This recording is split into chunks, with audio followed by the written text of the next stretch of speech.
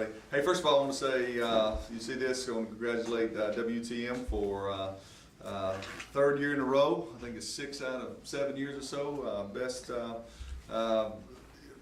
in the South, Southeast Journalism Conference, okay, so pretty proud of those guys, and so appreciate everything Richard Robertson does for us and his students, and that's kind of big time. I was kidding with him, he's got certainly a lot more of those than I got overseas championships, so that'd be a good reminder for me there. So, good deal. Hey, talking about the game, I'm excited about it. 3 weeks is a long time in camp. And man, it's a long time, but it was good. There was a lot of opportunities to grow, and so many different situations we were able to work on. And I felt that was important for this team, with an experienced team and a fifth-year quarterback.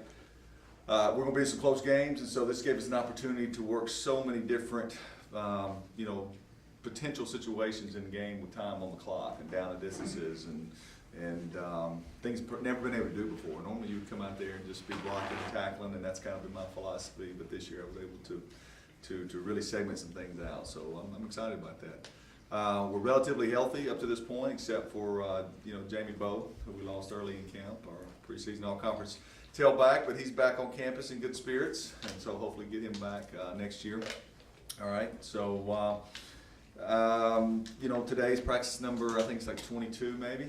Okay, 21, 22, 22, and get one more in tomorrow, then a walk through on Wednesday, be ready to go Thursday. Talk about this game and season opener with the team that's coming in D2. Yeah. Is it more about what your guys do, or is there much scouting for a game like this? It's hard to scout with the first game because of you look at last year's tape, just like they look at last year's tape. We've evolved, we've changed what we do things offensively and defensively. So, you're getting ready, but you don't necessarily chase a lot of ghosts because, you have to make some adjustments, throughout the game. So that part is difficult, even though it's basically the same staffs, our staff and their staff, as far as head coaches are concerned. That part it is more about us. I did an interview earlier today. But I would definitely tell you that the talent level is certainly, cut down. Okay, I mean, this to us, like when we go play a mid-major, team, that's not a Power 5. Yeah, they're going to be favorites, but we feel like, we've got some guys to where if things go right, we got a chance to stay in the game. And you go to Hawaii last year, Georgia State, some of those games we felt like maybe, we got a good chance. This is certainly one of those type of games, especially for Clarion, because they're even though they're Division II, they're still scholarship. This is different than the talent level of some of the NAIA schools that we played. They got a 4-star. We don't have a 4-star quarterback. Their quarterback's coming out of transfer from UCLA via South Florida. We don't face that on Saturday, so it'd be a good test for us. Kind of see where we are. With Jamie Bowe going to be out hurt, who are some guys we can see that are going to fill in at running back? It's certainly by committee, and I'm waiting for someone to take the next step and to be the guy. I think it'd definitely be later on in the season before we have that. Marquise Grayson will be our starter. Now, he's a 5th-year guy, transferred from East Carolina. Didn't get a whole lot of carries last year, but and he's been hurt the last couple of weeks with a little shoulder injury. But he'll get the start. Ty Brown's been very steady, local guy here. Walked onto our program from Westview here, but has been kind of steady Eddie since he's been here. So we're looking forward to seeing him play on Thursday night. Galloway, transfer from Colleen Community College, kind of gives us a different type of perimeter type element that catches the ball well out of the backfield. Those are the 3, the upperclassmen. You'll see 2 freshmen as well. You'll see Peyton Logan and then a local guy here from West Tennessee. Fields, more of a bigger back, a 230-pound guy that gives us a bigger back, bigger presence. So we'll play 5 guys, and then this thing will kind of take shape out as the season goes. Coach, a 2-part question. I know you guys, are they ready to hit against and play against someone else? And is this a game that you possibly look at as getting a lot of different players into the game? They're certainly ready to see something else. Certainly ready. The last probably 3 practices, we've, it's been primary scout team. And we always do some good on good so we can see the same type of speed, but we've segmented out of looks, with the 3rd-team guys going against first-team guys. So we're ready to see a different face for sure. No, I haven't. I won't approach this game as far as a lot of guys playing. You're going to play as well as you can for as long as you can. If the game dictates it, hey, that'd be great. That's a perfect scenario that you can write. Besides that, I'm excited to see, how we handle certain situations, how we handle adversity, how we handle, the actual when the scoreboard's on and the officials are throwing flags, handling that. You would assume that an old experienced team like we are at most positions, that would be an advantage to ours. But I know as being head coach for 12 years now, sometimes it doesn't always work like that. Sometimes you can get ahead of yourself and think that you're supposed to, that you're never supposed to give up a first down. No, they've got players, they've got coaches, they're going to get first down. You think you're supposed to score, every time you touch the ball. And that's not the case in this game, right? I mean, you want to get 1 touchdown a quarter, and if you get 1.5, then it's a big day. So we've got to make sure we don't get ahead of ourselves. That's what mature teams do. You understand there is an opportunity for failure in this game, but failure punting the football is not failure. It is success, and you send a quality defense out there to get the ball back for you. How's the overall feel of the team been as this season opener approaches? I think it's good. No, I do. I push this team really hard. I have high expectations. I've really, with this team, I've emphasized a lot more details of attitude and body language and the mindset more so than I have necessarily the X's and O's of it. I've got a quality offensive staff and they do a great job getting this team ready to play, and I'll continue to be the offense coordinator on game day. But it's allowed me during camp to have so many different conversations with players and to really push players and point out their strengths and their weaknesses and things we expect more from them. Yesterday we talked about change your best. If that's your best, I'll be honest with you guys, I watched Chattanooga and Jacksonville State on television. Those are 2 quality teams that we play this year. So if those are top 10 teams or top 5 teams, guess what? We play both of them, and if that's where we want to get, we've got to change our best, and that's every day in practice of how we approach things. Coach, every year, I haven't got to talk to you about this, every year, in OVC preseason polls, they always put us down 4th, 5th, and run to the top by the end of the season. This year, they're looking very highly at you. How do you approach it any differently in the way that you are ranked in the preseason poll? I don't think we won't approach it any differently. I think it's Alex and I were laughing about it. I think it was maybe psychological warfare against us.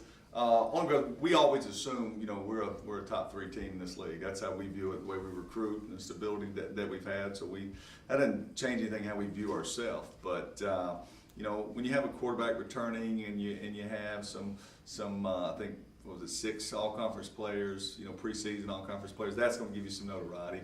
But it's still, even though you picked up at second in the OVC, you still didn't get 1 vote from the coaches poll to be in the top 25. All right, and we had 2 votes. Two teams in this league had 2 votes on the coaches poll. I think I'm correct, and we didn't get a vote. So, how seriously do they take us? We'll see. With Derek Carr returning to the program to help out on the coaching staff, what has that been like for the team, having one of the all-time great quarterbacks in UT Martin history on the staff? I don't know so much what it does for the players, but it does significant a lot for me, okay, and our coaching staff. I told somebody the other day that, a lot of them, they don't know who Derek is. I mean, they can go back and look at his record, so that gives him instant credibility. But what I love about having, I think it's 8 guys maybe that played here for us that are on our staff now in some capacity. When they bend over to pick up a piece of paper in the hallway, it's not just because this is their job. I mean, it's because this is where their degree's from and the program that they played in. It's just a different feeling. We were able to really expedite our offense this summer on different projects and different studying things that we want to do of ourselves, because I wouldn't have to go back and reteach the offense to a new staff. I think we've got 4 new ones on offense, and but there's 5 total guys that play for me here.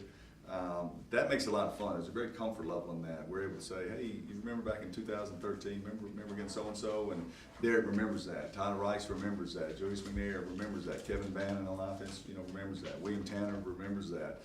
So that part's been fun. I enjoy working with those guys. It's neat to kind of see them grow and be, the professionalism coming out in them. And that's been fun. It really has been. Coach, in all your years here, how would you rank this team going into the first game as you have over past seasons? in some aspect, it's better. It'd be one of the top, talent-wise, I think it'd be, over 12 years in your top 5 for sure. I mean, that's how I look at it. I think it'd be in the top 5. Ball's got to bounce your way. You got to stay healthy in certain spots. We certainly have, some strengths, but we certainly have some deficiencies. Okay, we lost 2 quality all-conference defensive linemen.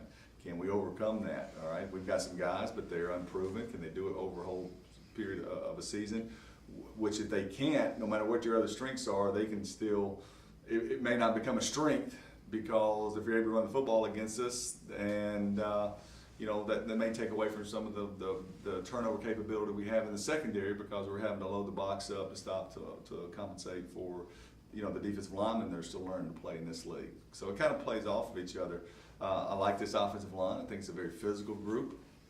Obviously with your quarterback, that's a strength. But right, if we don't have a running back that can pick up the slack, who Juice was one of the better running backs we've ever had here, then that changes how people will play us and load the box up. So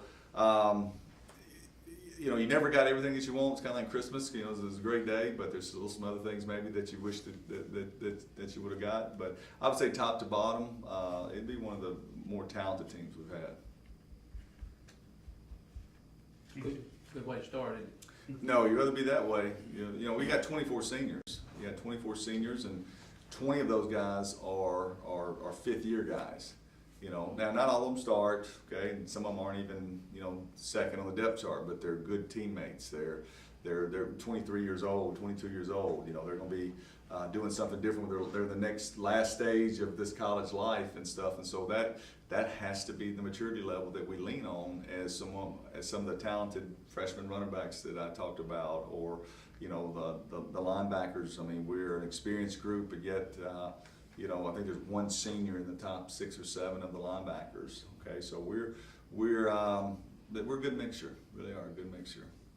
And that large senior group, that again would go back to your comfort level thing, I would guess, of as far as coaching and teaching and that aspect of it, as opposed to some of the other teams you've had in the past where you're one of the youngest teams around. Yeah, it's a double-edged sword when you're an experienced group like this because, yes, you expect to, when you face adversity, to be able to, the experience to win out and to win the game in the 4th quarter, right? You expect to be able to overcome down 2 scores and not panic and fight your way back. You expect to be able to go on the road and not to be overwhelmed because on the road you're basically 7 points down anyway, going to another OVC stadium. So those things, yes, I expect that to happen. Now the challenge of it is to, you look at that schedule and you see Jacksonville State's kind of at the bottom on November the 11th. So, you can't have seniors that, they're saying, well, we get to that game again, right? We're looking, forward to that. No, there's 6 other conference games before that. If you don't win those, that one doesn't matter in the big scheme of things. Okay, you have to make sure that the seniors are putting, just the journey. There is a process to this. There is step by step, way that you have to put this team together. And so they've done a good job up to this point. That's one thing we've got to stay on them about is, it's not about next week, it's about this week. It's not about, in October, it's about, September or August 31st. And so that is, every coach in America that has an experienced team, that's some of the same things they're having to say as well. Anything else? Thanks, Coach. Hey, good guys, appreciate everybody.